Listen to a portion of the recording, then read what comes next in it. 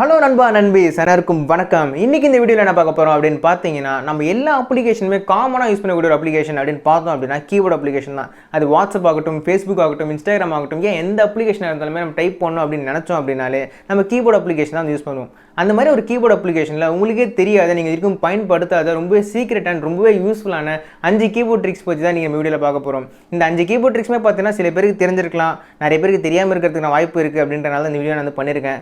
Suppose இந்த ட்ரிக்ஸ்லாம் உங்களுக்கு தெரிஞ்சு இருந்தது அப்படின்னா கமெண்ட்டில் போய் கழுவி ஊற்றாமல் இந்த வீடியோ நீங்கள் ஸ்கிப்பும் பண்ணலாம், இல்லை நீங்கள் சப்போர்ட் பண்ணணும் அப்படின்னு நினச்சிங்கன்னா இந்த வீடியோ நீங்கள் ஃபுல்லாகவும் பார்க்கலாம்.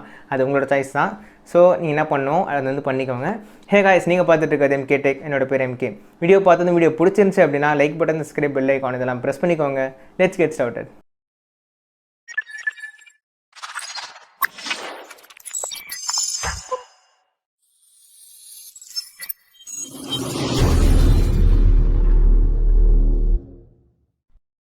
இன்றைக்கி நம்ம பார்க்க போகிற இந்த 5 கீபோர்ட் ட்ரிக்ஸுக்குமே பார்த்தீங்கன்னா உங்களுக்கு கூகுள் கீபோர்டு தேவைப்படும். ஸோ அது ப்ளே ஸ்டோரில் டவுன்லோட் பண்ணிக்கோங்க. அது டவுன்லோட் பண்ணுறதுக்கான லிங்க் நான் டிஸ்கிரிப்ஷனில் கொடுக்குறேன். நிறைய பேர் அவங்க ஃபோன்ஸில் பார்த்தீங்க அப்படின்னா அந்த கீபோர்டில் அவங்களோட ஃபோட்டோவே செட் பண்ணியிருப்பாங்க. இல்லாத ஒரு நேச்சுரல் வால்பேப்பர் பார்த்தீங்க அப்படின்னா அந்த இடத்துல செட் பண்ணி வச்சிருப்பாங்க. அது எப்படி செட் பண்ணுறது, அது மாதிரி ஃபோட்டோஸ் எப்படி கீபோர்டில் வைக்கிறது அப்படின்றது நிறைய பேருக்கு தெரியல. அது ரொம்ப ரொம்ப சிம்பிளான ஒரு விஷயம் தாங்க. நீங்கள் ஏதோ இடத்துல டேப் பண்ணி அந்த கீபோர்ட் ஓப்பன் பண்ணிக்கோங்க. பண்ணதுக்கப்புறம் அந்த கீர் ஐக்கான் இருக்கும் பார்த்தீங்களா, செட்டிங்ஸ் ஐக்கான், அதை கிளிக் பண்ணி அதுக்குள்ளே போனீங்கன்னா தீம்ஸ்ன்னு இருக்கும். அதை கிளிக் பண்ணி உள்ளே போனீங்கன்னா உங்களுக்கு இது மாதிரி நிறைய செட் ஆஃப் தீம்ஸ் கொடுத்துருப்பாங்க. லைக் சாலிட் கிரேடியன்ட், அது மாதிரி கலர்ஸ் இருக்கும். அண்ட் நேச்சுரல் வால்பேப்பர்ஸ் கொடுத்துருப்பாங்க. கரெக்டாக அந்த கீபோர்டுக்கு ஃபிட் ஆகிற மாதிரி கொடுத்துருப்பாங்க. உங்களுக்கு வேணும்னா நீங்கள் அதையும் கூட கீபோர்டில் செட் பண்ணிக்கலாம். அப்ளை கொடுத்துட்டு நான் திருப்பி வாட்ஸ்அப் ஓப்பன் பண்ணுறேன். இப்போ கீபோர்டில் பார்த்தீங்கன்னா எந்த வால்பேப்பர் செட் பண்ணணும் அந்த வால்பேப்பர் செட் ஆகிருக்கு பாருங்க. இது மாதிரி தான் நிறைய பேர் ஃபோட்டோஸ் செட் பண்ணிக்கிறாங்க. இதில் உங்கள் ஃபோட்டோஸ் எப்படி செட் பண்ணுறதுன்னு பார்த்தீங்கன்னா அதே மாதிரி தீமுல போயிட்டு அதில் ப்ளஸ் ஐக்கான் கொடுத்துருப்பாங்க. அதை கிளிக் பண்ணிங்க அப்படின்னா உங்களோட ஃபோனில் இருக்கக்கூடிய கேலரி ஓப்பன் ஆகும். அதில் உங்களுக்கு பிடிச்சவங்க ஃபோட்டோ இல்லை உங்கள் ஃபோட்டோ கூட நீங்கள் செட் பண்ணிக்கலாம். இப்போ உதாரணத்துக்கு நான் என்னோட ஃபோட்டோ செலக்ட் பண்ணுறேன். செலக்ட் பண்ணிவிட்டு அந்த கீபோர்ட் சைஸுக்கு ஏற்ற மாதிரி உங்கள் ஃபோட்டோ அலைன் பண்ணிக்கோங்க. பண்ணிக்கிட்டு பார்த்தீங்க அப்படின்னா ஓகே கொடுத்துருங்க. கொடுத்ததுக்கப்புறம் இந்த இடத்துல கீ பார்டர்ஸ் அப்படின்னு கேட்கும். கீ பார்டர்ஸ் நீங்கள் ஆன் பண்ணிங்க அப்படின்னா ஒவ்வொரு லெட்டருக்கும் பார்த்தீங்கன்னா தனித்தனியாக பார்டர் இருக்கிற மாதிரி ஸ்கொயராக இருக்கும். அதில் வேணாலும் நீங்கள் ஆஃப் பண்ணிக்கலாம். நான் எப்பவுமே ஆஃப் பண்ணி தான் யூஸ் பண்ணுவேன், ஏன்னா அப்போ தான் கீபோர்டு பார்க்க நல்லா இருக்கும்ன்றதுனால. இப்போ அப்ளை கொடுத்ததுக்கப்புறம் திருப்பி நான் வாட்ஸ்அப்பில் ஓப்பன் பண்ணுறேன். நம்ம செட் பண்ண என்னோட ஃபோட்டோ பார்த்தீங்க அப்படின்னா செட் ஆயிடுச்சு பாருங்க. இது மாதிரி உங்கள் ஃபோட்டோ நீங்கள் செட் பண்ணிக்கலாம், இல்லை உங்கள் பிடிச்சவங்க ஃபோட்டோவை நீங்கள் செட் பண்ணிக்கலாம். இது வரைக்கும் நீங்கள் கீபோர்டில் எந்த ஒரு ஃபோட்டோவுமே செட் பண்ணாமல் இருந்தீங்க, டிஃபால்ட் ஒயிட் கலர்லாம் தான் யூஸ் பண்ணிட்டு இருக்கீங்க அப்படின்னா கண்டிப்பாக இந்த செட்டிங் நீங்கள் சேஞ்ச் பண்ணி யூஸ் பண்ணி பாருங்க. உங்களுக்கு பிடிக்கிறதுக்கு நிறைய வாய்ப்பு இருக்குது. இது நிறைய பேர் சேஞ்ச் பண்ணி தான் யூஸ் பண்ணிட்டு இருப்பீங்க. தெரியாதவங்களுக்காக சொல்கிறேன். தெரியாதவங்க கண்டிப்பாக சேஞ்ச் பண்ணி யூஸ் பண்ணி பாருங்கள். நம்ம ஃபோன்ஸில் யூஸ் பண்ணுற கீபோர்ட் பார்த்தீங்கன்னா டிஃபால்ட்டாகவே இங்கிலீஷ் லாங்குவேஜில் தான் இருக்கும். அது கூகுள் கீபோர்டு இல்லை, எல்லா கீபோர்டுமே பார்த்தீங்கன்னா டிஃபால்ட்டாகவே இங்கிலீஷ் லாங்குவேஜில் தான் இருக்கும். இப்போ நமக்கு அதில் தமிழில் டைப் பண்ணோம் அப்படின்னா பார்த்தீங்கன்னா தமிழ் லாங்குவேஜில் சேஞ்ச் பண்ணால் தான் முடியும். அது சேஞ்ச் பண்ணுறது பார்த்தீங்கன்னா ரொம்பவே சிம்பிளான விஷயம் தான்.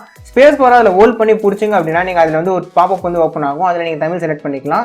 அப்படி இல்லைன்னா ஸ்பேஸ் பார் பக்கத்தில் உருண்டியாக ஒரு சிம்பிள் இருக்கும். அதை நீங்கள் டேப் பண்ணிங்க அப்படின்னாலும் உங்களுக்கு கீபோர்டு லாங்குவேஜ் சேஞ்ச் ஆகிடும். இப்போ பார்த்தீங்கன்னா தமிழ் எழுத்துக்கள் எல்லாமே அதில் இருக்கு பாருங்க.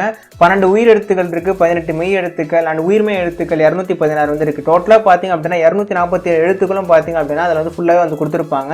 இத்தனோட கீபோர்டில் எப்படி 247 எழுத்துக்களும் இருக்குது அப்படின்னு நீங்கள் யோசிக்கலாம். இந்த வெப்சைட் பார்த்தீங்க அப்படின்னா உயிர் எழுத்துக்கள் எல்லாமே பார்த்தீங்கன்னா வெப்சைட் கொடுத்துருக்காங்க. உங்களுக்கு வேணுன்ற எழுத்து நீங்கள் யூஸ் பண்ணிக்கலாம்.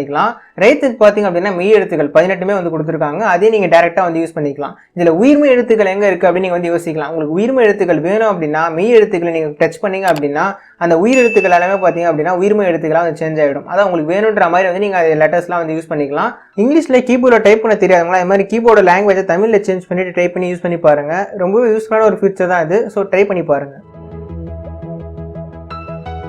அடுத்த கீபோர்ட் ட்ரிக் என்னன்னு பார்த்தீங்கன்னா, நீங்கள் வாட்ஸ்அப்பில் இருக்காது மெசேஜ் பண்ணுறீங்க, நீங்கள் அனுப்புகிற லாங்குவேஜ் ரிசீவருக்கு புரியாமல் இருக்குது அப்படின்னா, இப்போ நான் இங்கிலீஷில் அனுப்புகிறேன். அந்த இங்கிலீஷ் ரிசீவருக்கு படிக்க தெரியல. நான் உதாரணத்துக்காக இங்கிலீஷ் சொல்கிறேன், வேறு லாங்குவேஜ் நீங்கள் அசியம் பண்ணிக்கலாம். நம்ம அனுப்புகிற லாங்குவேஜ் அவங்களுக்கு படிக்க தெரியல அப்படின்ற போது அவங்களுக்கு தெரிஞ்ச லாங்குவேஜில் நீங்கள் மெசேஜ் சென்ட் பண்ண முடியும். அந்த கீபோர்டில் பார்த்தீங்க அப்படின்னா ஒரு 4வது ஆப்ஷனாக டிரான்ஸ்லேட்ன்ற மாதிரி ஒரு ஆப்ஷன் இருக்கும்.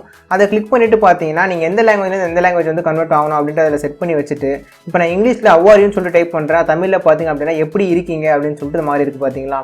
இப்போ டிரான்ஸ்லேட் ஆகிற லாங்குவேஜை பார்த்தீங்கன்னா நான் தமிழ்லேருந்து ஹிந்திக்கு நான் சேஞ்ச் பண்ணிட்டேன். இப்போ இங்கிலீஷில் திருப்பியும் பார்த்தீங்கன்னா அவ்வாரியூ அப்படின்னு சொல்லிட்டு நான் டைப் பண்ணுறேன். அது பார்த்தீங்கன்னா ஹிந்தியில் அவ்வாரியூ அப்படின்ற மாதிரி லாங்குவேஜ் சேஞ்ச் ஆகி பார்த்தீங்க அப்படின்னா மாறி இருக்கு. எனக்கு ஹிந்தி தெரியாது அப்படின்றனால நான் படிச்சு காமிக்க முடியல. சப்போஸ் உங்களுக்கு தெரிஞ்சதுன்னா நீங்கள் படிச்சிக்கலாம், கரெக்டாக இல்லைன்றது உங்களுக்கு கண்டிப்பாக தெரிஞ்சிருக்கும். இப்போ நம்ம ஹிந்தி சேஞ்ச் பண்ண மாதிரியே பார்த்தீங்கன்னா அந்த கீபோர்டில் டிரான்ஸ்லேட் பண்ணுறதுக்கு நிறைய விதமான லாங்குவேஜஸ் இருக்குது. உங்களுக்கு எந்த லாங்குவேஜில் நீங்கள் சேஞ்ச் பண்ணணும்னு நினைக்கிறீங்களோ நீங்கள் சேஞ்ச் பண்ணிக்கலாம். அண்ட் அது மட்டும் இல்லாமல் நீங்கள் டைப் பண்ணக்கூடிய லாங்குவேஜை நீங்கள் சேஞ்ச் பண்ணிக்கலாம். இப்போ உங்களுக்கு தமிழில் மட்டும் தான் டைப் பண்ண தெரியும், இங்கிலீஷ் ஹிந்திலாம் பண்ண தெரியாது அப்படின்னா நீங்கள் நீங்கள் தமிழில் டைப் பண்ணுறீங்கன்னா தமிழ்லேருந்து வேறு லாங்குவேஜுக்கு நீங்கள் சேஞ்ச் பண்ணுற மாதிரி நீங்கள் வந்து செட் பண்ணிக்கலாம். இப்போ நான் தமிழ் கீபோர்டு ஓப்பன் பண்ணிவிட்டு தமிழில் பார்த்தீங்க அப்படின்னா எப்படி இருக்கீங்க அப்படின்னு நான் டைப் பண்ணுறேன். ட்ரான்ஸ்லேட் லாங்குவேஜ் பார்த்தீங்க அப்படின்னா வந்து நான் இங்கிலீஷில் வந்து வச்சுருக்கேன். இப்போ நான் எப்படி இருக்கீங்க அப்படின்றத டைப் பண்ணுறது பார்த்தீங்க அப்படின்னா அவ்வாரியோ அப்படின்னு சொல்லிட்டு இங்கிலீஷில் சேஞ்ச் ஆகுது பாருங்கள். இது தமிழ் டு இங்கிலீஷ் இப்போ நம்ம பண்ண மாதிரியே பார்த்தீங்கன்னா உங்களுக்கு எந்தெந்த லாங்குவேஜில் உங்களுக்கு வேணுமோ அந்த லாங்குவேஜில் நீங்கள் தேவைப்படுற மாதிரி நீங்கள் பண்ணிக்கலாங்க. இப்போ உங்களுக்கு தெலுங்குல தெரியுது அப்படின்னா தெலுங்குலேருந்து தமிழுக்கு நீங்கள் ட்ரான்ஸ்லேட் பண்ணிக்கலாம், இல்லை தெலுங்குலேருந்து ஹிந்திக்கு பண்ணிக்கலாம். அது மாதிரி உங்களுக்கு தெரிஞ்ச லாங்குவேஜ்லேருந்து உங்களுக்கு வேணுன்ற லாங்குவேஜ் நீங்கள் வந்து ட்ரான்ஸ்லேட் வந்து பண்ணிக்கலாம். எந்த ஒரு எக்ஸ்டர்னல் ட்ரான்ஸ்லேட்டிங் ஆப்புமே இல்லாமல் கீபோர்டு இருக்கக்கூடிய ட்ரான்ஸ்லேட்டரை மட்டுமே வச்சு பார்த்தீங்க அப்படின்னா நமக்கு வேணுன்ற மாதிரி ட்ரான்ஸ்லேட் வந்து பண்ணிக்கலாம். இந்த ஃபியூச்சர் ஆல்ரெடி எத்தனை பேர் வந்து யூஸ் பண்ணிட்டு இருக்கீங்க, எத்தனை பேருக்கு ஆல்ரெடி தெரியும் அப்படின்றத கமெண்ட்ஸில் சொல்லுங்கள். அண்ட் எத்தனை பேருக்கு இந்த வீடியோ பார்த்ததுக்கு அப்புறம் தான் இப்படி ஒரு ஃபியூச்சர் கீபோர்டு இருக்குன்றதே தெரிஞ்சது அப்படின்றத கமெண்ட்ஸ்ல சொல்லுங்க. ரொம்பவே யூஸ்ஃபுல்லான ஒரு ஃபியூச்சர் இது. கண்டிப்பா இது வரைக்கும் யூஸ் பண்ணாதவங்க ட்ரை பண்ணி பாருங்க. நம்ம ஃபோன்ஸில் பார்த்தீங்கன்னா கீபோர்டில் வந்து நம்ம எப்பவுமே டைப் தான் வந்து பண்ணுவோம் மெசேஜஸை. அது எந்த மெசேஜ் இருந்தாலும் பார்த்தீங்க அப்படின்னா நம்ம கையில் தான் டைப் பண்ணுவோம். இப்போ நிறைய வாட்டி நம்ம மெசேஜ் அனுப்பும்போது நம்ம அனுப்பும்போது பார்த்தீங்கன்னா கையில் டைப் பண்ணிகிட்டே இருக்கும்போது பார்த்தீங்கன்னா அந்த ஃபிங்கர்ஸில் வந்து பெயின் எடுக்க ஆரம்பிக்கும், கையில் கொஞ்சம் பார்த்தீங்கன்னா பெயின் எடுக்க ஆரம்பிக்கும். அது மாதிரி நேரத்தில் பார்த்தீங்கன்னா உங்களுக்கு இந்த ட்ரிக் ரொம்ப யூஸ்ஃபுல்லாக அந்த ட்ரிக்காக வந்து இருக்கும். என்ன ட்ரிக் அப்படின்னு பார்த்தீங்கன்னா அந்த கீபோர்டோட லைட் கார்னரில் பார்த்தீங்க அப்படின்னா மைக் சிம்பிள் இருக்கும். அதை நீங்கள் டேப் பண்ணதுக்கப்புறமா மைக் வந்து ஆன் ஆகிடும். இப்போ நான் ஹாயின்னு சொன்னால் ஆயின்ற மெசேஜ் பார்த்தீங்கன்னா நான் டைப் பண்ணாமலே பார்த்தீங்கன்னா அந்த இடத்துல வந்து வந்திருக்கு. இப்போ அடுத்து அவ்வாரின்னு சொல்கிறேன், அதே மாதிரி பார்த்தீங்கன்னா வந்திருக்கு பாருங்கள். நான் டைப்பே பண்ணலை, பட் அந்த மெசேஜ் வந்து டெக்ஸ்ட் ஆகிட்டு இருக்கு. இப்போ அடுத்து MK டெக் அப்படின்னு நான் சொல்கிறேன், அதுவும் பார்த்தீங்கன்னா அப்படின்னா டைப் ஆகுது. கீபோர்டில் நம்ம கை வச்சு டைப்பே பண்ணாமல் ஜஸ்ட் வாய்ஸ் ரெகனைசேஷன் மூலியமாக பார்த்தீங்க அப்படின்னா நம்ம மெசேஜஸ் வந்து டைப் பண்ணிட்டு இருக்கோம். இது வந்து நம்ம இங்கிலீஷில் தான் பண்ண முடியும்னு கிடையாதுங்க. நீங்கள் கீபோர்டை தமிழ் லாங்குவேஜுக்கு சேஞ்ச் பண்ணிட்டீங்க அப்படின்னா உங்களுக்கு வேணுன்ற மாதிரி நீங்கள் அதுலேயே வந்து டைப் பண்ணிக்கலாம். இப்போ நான் எப்படி இருக்கீங்க அப்படின்னு நான் சொல்கிறேன். இப்போ நம்ம லாங்குவேஜ் நான் தமிழில் பேசும்போது பார்த்தீங்கன்னா அப்படியே சாதாரணமாக பேசுகிற மாதிரி நான் கேட்குறேன் அப்படின்ற போது அது அப்படியே டெக்ஸ்ட்டாக வந்து கன்வெர்ட் ஆகிட்டே இருக்கும் அந்த மெசேஜ் லிஸ்ட்டில். இதுக்காக நீங்கள் வந்து ஒரு வாட்டி கையை வச்சு டைப் பண்ணிகிட்டே இருக்கணும். இப்போ பெரிய பேராகிராஃப்லாம் அடிக்கிறீங்க அப்படின்ற போது நீங்கள் டைப் பண்ண வேண்டிய அவசியம் இருக்காது. இது மாதிரி வாய்ஸ் ரெகனைசேஷன் ஆன் பண்ணிவிட்டு உங்களுக்கு வேணுன்ற மாதிரி நீங்கள் பேசுனீங்க அப்படின்னாலே எல்லாமே பார்த்தீங்க அப்படின்னா டெக்ஸ்ட்டாக வந்து கன்வெர்ட் ஆகிடும்.